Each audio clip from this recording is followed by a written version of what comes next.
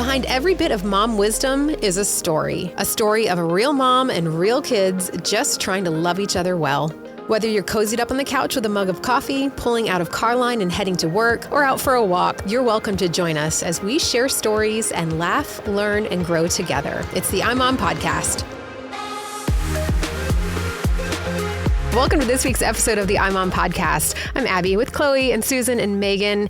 This week's story comes from Megan, but I think most of us have a similar story because we've all had a teacher that we didn't like. All right, Megan. Well, and I should preface this with, I think teachers are amazing, especially during COVID. I have a lot of friends that are teachers and have done such a great job. So this is, one off, but I did have a teacher in elementary school that I had for math, and I ended up having her 3 years in a row. She was just one of those teachers that liked to put kids on the spot. And she was older. And so she had an old school way of teaching. And I was just bad at math to begin with. And then she would, call on me and put me on the spot and kind of make me feel bad when I didn't know the answer. And it was embarrassing. And so I had really bad anxiety. And the fact that I had to be in her class 3 years in a row was just really tough. And I kind of attribute it to the reason that maybe I didn't like math all growing up is because I was just so fearful that I was going to say the wrong answer or have the wrong answer. And so I never really enjoyed that subject. And I attribute it a little bit to the fact that I had this teacher that wasn't really nurturing or willing to work with me. And I would try to go work with her one-on-one. But even then, she would kind of make me feel bad if I didn't get the right answer. She'd be like, we've done this so many times. How do you not know this answer or whatever it might be? And so I remember talking to my mom, Susan, about it and just being like, how do I, I'm having her again, year after year. How do I get through this and still enjoy this subject or try to learn or how do I best approach it with her? Because I feel like she doesn't like me on top of, it just because I can't figure it out because I'm not good at math. Mm-hmm. See, I feel like this episode is coming out right at the time where kids, at least where we are when school starts in early August. So kids are figuring out, the year is officially starting and kids are figuring out if they like this teacher or not. Like all the dust has settled and now personalities are coming out. So what do you do if your kid comes home from school and has a personality conflict with a teacher? Or I know in years past, one of my boys is like, she's mean. I don't like, and isn't that the common thing? Right. She's mean. Well, okay. She's with 30 children under, 8 years old. So that might bring out the crazy side of anybody. But all right, Susan, so you're up first. Okay. With all the kids, I'm sure you've encountered this with more than just Megan, but do you remember what you advised her? So the funny thing I think is my kids are very different, and exact same teachers often had a totally different effect on a different child. For example, Megan and Emily were both so different that some of the teachers that Megan had and didn't like, Emily loved because she typically loved the sassy, punchy teachers that might come across mean to a very self-aware, cautious child like Megan. So again, it really does depend on your child and their personality. It doesn't mean the teacher's a bad teacher or a wrong teacher. That being said, my kids have had teachers where I did do a little digging and there really was a problem with the teacher. In fact, Megan, before this podcast, mentioned a teacher she had that got fired. Mm-hmm. And a similar situation with one of my other kids, I was kind of assuming it was my child who wasn't handling the teacher well, when in fact, the teacher had been critically ill and lost control of her classroom because she just didn't have the energy. And within 3 months, she was moved to being librarian just to take a break from the children. So again, you just don't know. You can't always assume it is the teacher or your child. You really have to kind of do a little research. That's right. There's so many variables. It's the two different children. It's year to year for the teacher. It's not black and white. It's not just she's a bad teacher or she's mean or your child is a problem. There's all these different variables. I will say in Megan's case, Megan makes it sound like she was so bad at math. Megan actually never got anything below a B in her life that I know of. But math can be hard. You can still get an A, but it can be difficult. It was hard for her. In her case, even though she kept getting this teacher again, I felt it was best for her to push through because she still was making good grades. while the teacher was not her personality type, because Megan doesn't like to be put on the spot, she was handling it. She had met with the teacher. She wasn't crumbling. And so I always think, you're not going to always get to pick your boss. It is kind of a lesson of endurance. You don't have to love your teacher. You have to learn to work with people who aren't like you. Mm-hmm. That being Here's said, Here's another example of the same teacher. So she was up at the overhead projector, which is dating myself. I don't even think they have overhead projectors anymore. Maybe they do. And I had the hiccups in her class. She was on the overhead projector and I was just sitting there taking notes, whatever. All of a sudden she screamed in my face, trying to scare me to get rid of my hiccups. She would do that. She would think it was funny. I fell out of my chair. Oh my God. And it literally gave me a heart attack. So that just is another example, just not my style. I probably wouldn't do that to a child to get rid of their hiccups. I know it's annoying, but probably wouldn't scream in their face to get them to. But a couple of my kids probably would have thought that was funny. But Right. Megan was very self-conscious. Right. So this maybe is anecdotal. Well, and I was embarrassed because I fell out of my chair in front of the whole class. I'm with you. I would have been with you. Yeah. This might be anecdotal, but it feels like the teacher that kids don't like is usually the math teacher. Why is it Oh, so don't say that. often- My sister's a math teacher. My mom was a math teacher. But that makes me wonder if there's some connection to math is a subject that gives a lot of kids anxiety, more than social studies. Most kids are like, I can't get through social studies. It's usually math.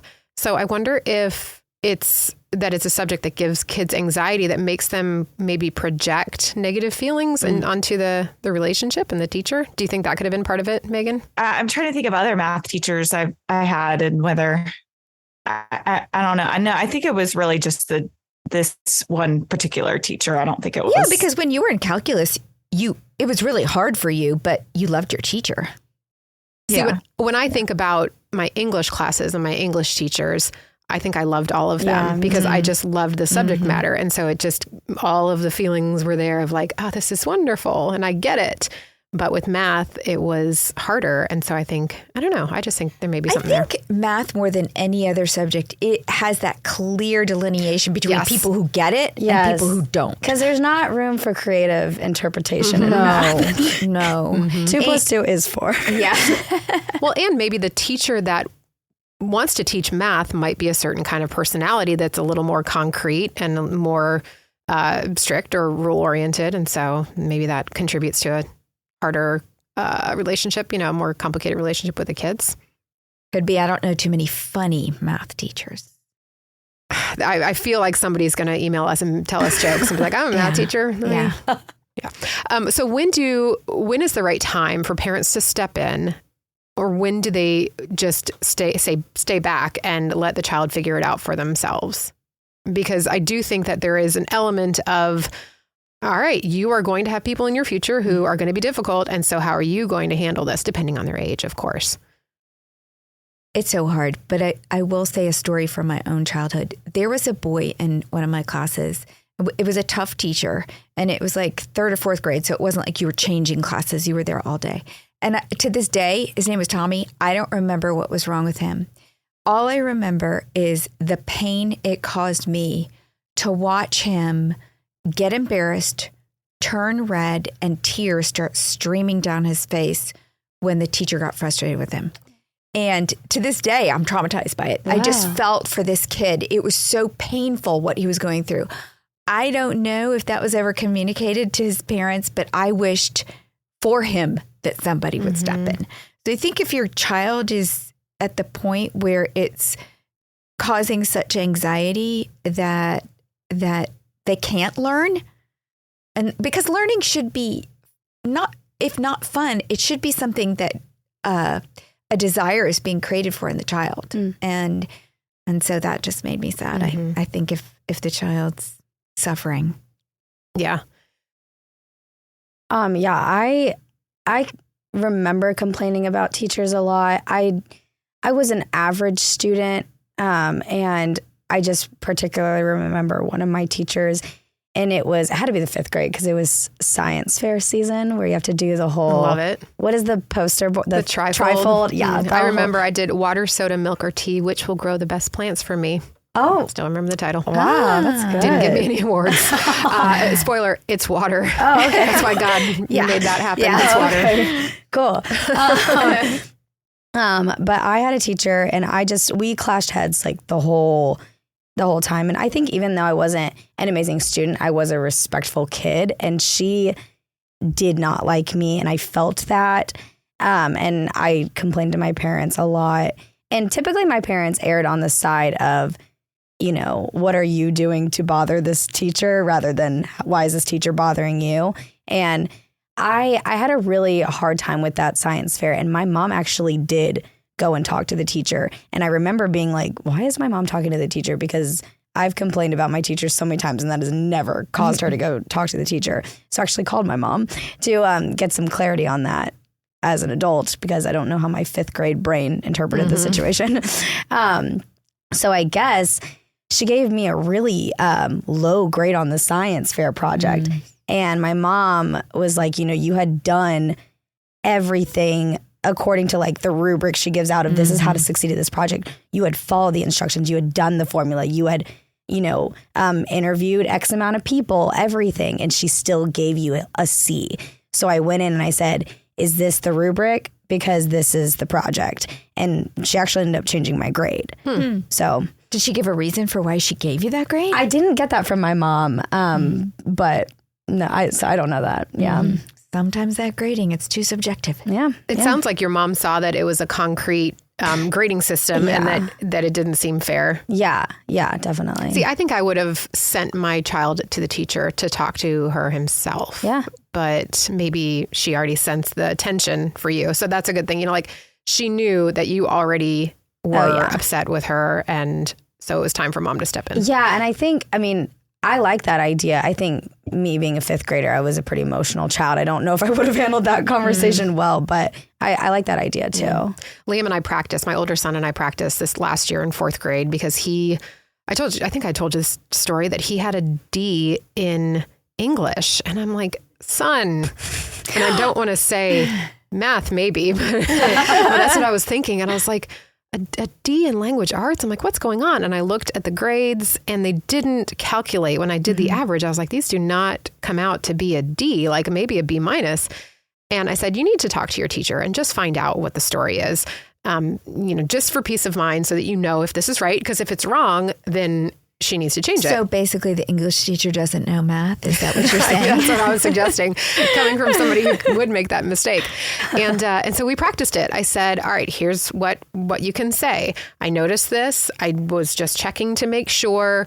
I'm not trying to be disrespectful. I just want to know. And he literally recited it back to me and practiced in the car. And then he told me when he got home, he's like, it's a D. And I was like, oh no. I was like, well, at least we know. Yeah, at least we know. And it was because different things were weighted differently, So sometimes math isn't quite as black and white. 2 + 2 does not always equal 4 when one of the twos counts for more. When you're missing half the calculation there, or the weighted average. I had a friend that stepped in with her daughter who was in, it was a problem with a 6th grade science teacher. And she said that there were multiple times that the teacher wrote directions on the board and told the kids to work silently as she took personal phone calls in front of the classroom. Wow. She said there was one time that she was on the phone with Apple support through 4 different periods. And the kids in the 4 different periods compared notes and stuff. They were like, yeah, she was on for mine too. Mine too. Yeah. And then she said she never did a single science lab the entire year. And she had the kids watch video clips of other kids doing science labs. So she said, finally, I stepped in because I realized my daughter's grade is on the line. And we're at the point in 6th grade, at least, that stuff is starting to matter. Yes. So she's like, I did step in.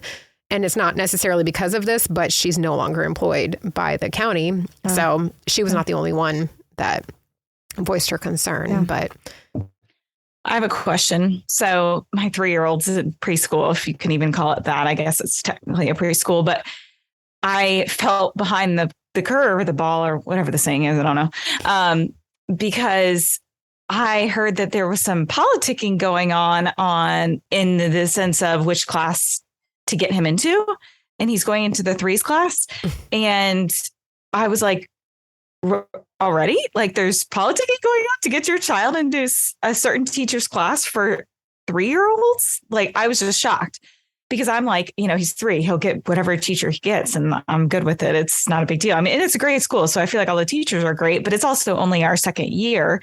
So I don't know everyone. And I was not aware of this at all.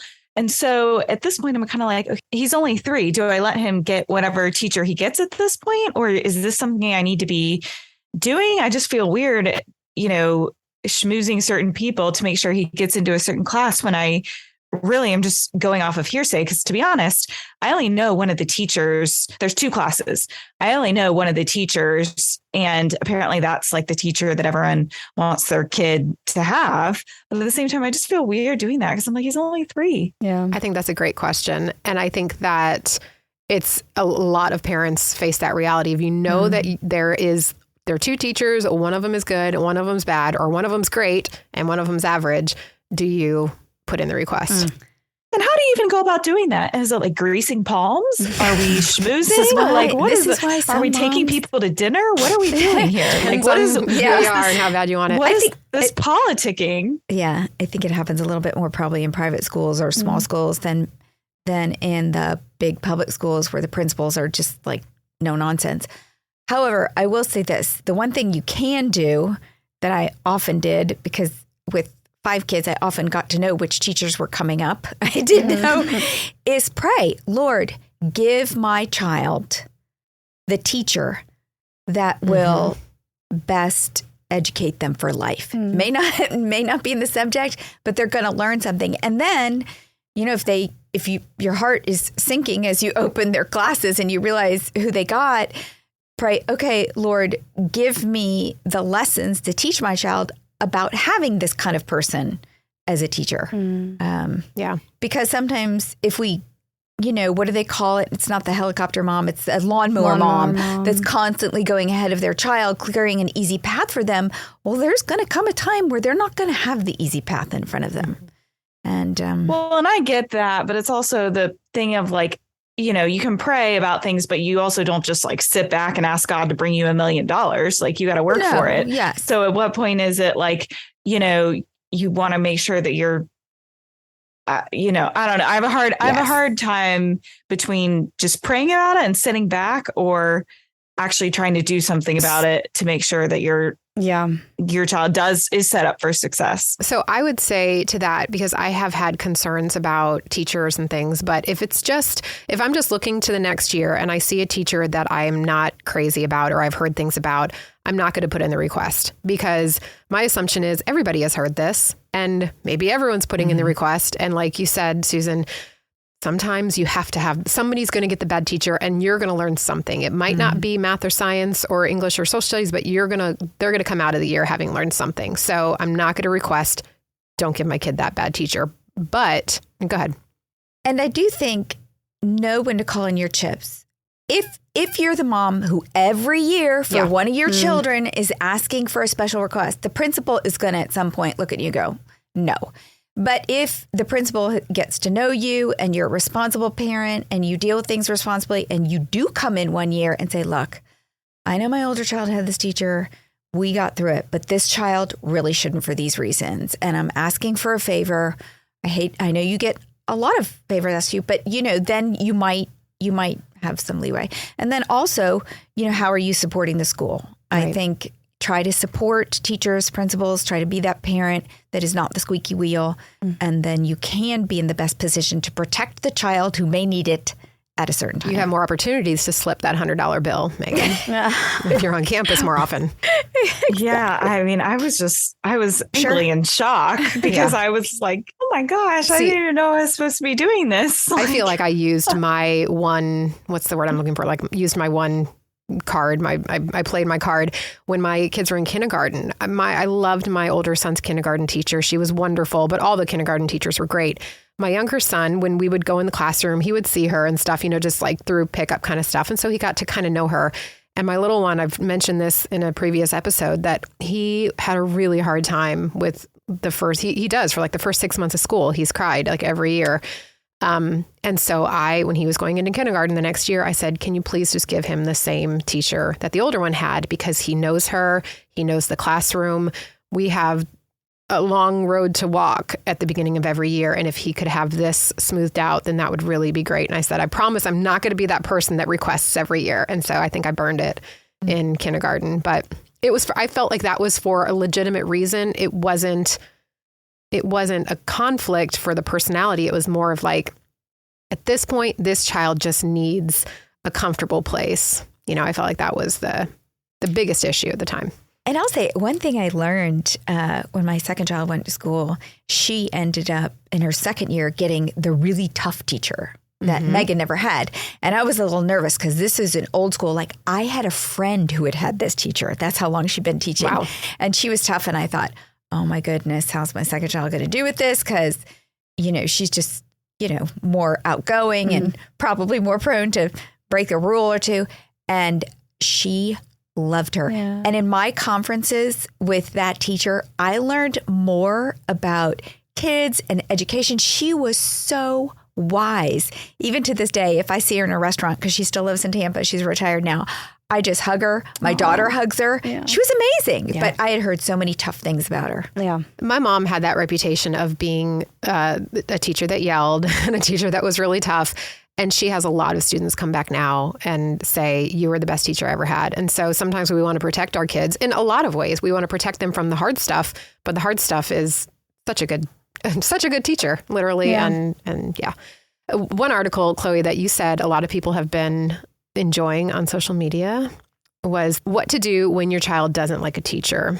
And I think that these are really good, concrete ideas for parents to not just rescue them, but like, for example, teach your kid to think about the teacher's perspective. I mean, I said at the beginning, if, maybe they're frazzled because they have 30 kids in front of them. I mean, technically, they should be okay with having 30 kids in front of them if they're wanting to teach, right? But teach your kid to think about their perspective and talk to your child about the importance of empathy and then how to show it. Maybe the teacher isn't feeling well that day. Maybe, if your child comes home and says, Mr. B was so mean today. He yelled at us so much. Maybe Mr. B was, had a stomachache. Maybe Mr. B has something going on at home. There's always an opportunity to help your child think outside of their own needs and their own circumstances. I will say on the flip to that, because I don't want to give the impression that, it's always like tough love for your child. I have actually pulled my kids out of an entire school before. So as a mom, you are that final judge of, is this the best for my child? And when you have, when you've done your research and you've looked at things hard enough and you're watching the child and their development and you don't feel like they're progressing in the way they need to, you do have that option here. We do have school choice. We have charter schools. We have so many things in the United States now, even outside of private schools even. So don't hesitate. It was a big to-do when I pulled my child out of the school. People were gassed. Like, I had been such a supporter of the school and done fundraising for them and everything. But I was okay with explaining to them, it's not right for this child. What they're doing, their philosophy is not right for this child. You have to be okay to advocate for your child. So then how do you know where that line is? Like, when do you say this is going to be a character building year for my child? And when you say, no, this would break my child. And so I need to pull him out. Like, how do you know before it's too late? So I think you wrestle with it, because as a mom, our intuition is to protect. I mean, we're mama bears. We want to protect and you don't want to pull them out. Then you talk to your spouse, if not your spouse, you talk to other educators. This is the situation outside of the school. This is the situation. Then you go and address it with the principal. This is what I'm observing. What is your advice on what I should do? Would you recommend that we change the child's class? Or in the case where this happened for us, this was the really tough private school that Megan was talking about with the really strict teachers. And I had a couple students coming behind where they were changing the philosophy of the school. And things were just getting really murky to the point that one of my children, who is very self-controlled, was so self-controlled that they were seating the bad kids by him on purpose. The teacher was telling me this, like saying, oh, well, yeah, we love it because, It doesn't matter who I put next to him. He doesn't respond. And I said, but this is making him come home frustrated, But it was just a philosophy of intensity at the school that was kind of not going where I wanted to see my children have a growing learn and joy for learning. Yeah. And so, but you have to really do your research. And you have to struggle with it. And you have to ask outside people, am I being too protective? Am I blowing this up? Why do I feel this way? Like that in my gut that this is just wrong and not right for my child. And I think also praying for the teacher. I was telling Chloe earlier that in the past I have prayed for a teacher to get pregnant. I was like, I want to pray something good. I don't want to wish anything bad on anybody. So I'm going to pray that this person has a baby at the perfect time so that my child can avoid having this person. And so I think praying for the teacher with your child can also help soften their heart. Just like not that the teacher is the child's enemy, but just like God says, pray for your enemies. Something profound happens when we pray for someone who has upset us. And I think it will soften our heart. It'll soften their heart and give us clarity on what to do with the anger being aside. You're not acting emotionally. You're acting through whatever the Holy Spirit is prompting you to do. I think every step of the way when you go through it, like you said, pray, first for the teacher to see if God can do something in the relationship. Talk to the principal, talk to your spouse, talk to other people outside the school, talk discreetly to some moms in the class too. Every step of the way, if you're getting that no, this is a problem, then that's kind of your, fuel to say, okay, I don't know that I think I need to make a change. What always scares me is, Megan, do you have conferences yet when he's in pre-K 3? We do. And it's so funny because he was actually he was the oldest in the toddler class this past year. So it's literally 18-month-olds to maybe 2. They're usually like 1.5.